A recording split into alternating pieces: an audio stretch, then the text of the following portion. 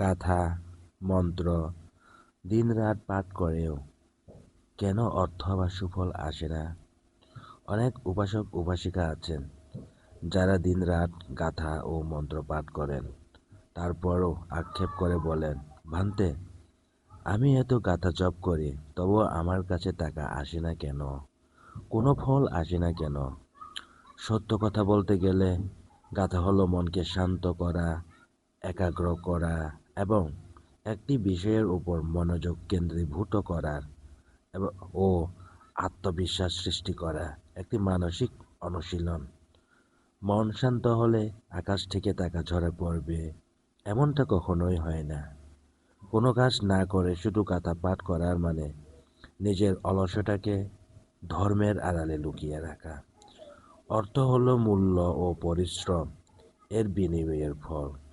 এই পৃথিবীতে কোনো কিছুই বিনামূল্যে পাওয়া যায় না।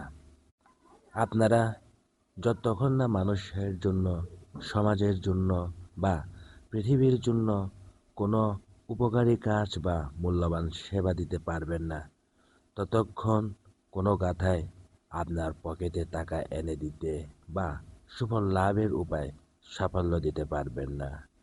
আপনি যদি অর্থ উপার্জন করতে চান, তবে শুধু গাথা জপ করার চেয়ে আগে নিজের যোগ্যতা ও দক্ষতা বৃদ্ধি করুন।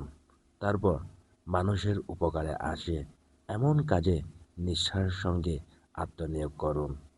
আরেকটি বিষয় হলো কর্ম, কর্মফল, প্রজ্ঞা ও অধ্যবসায়।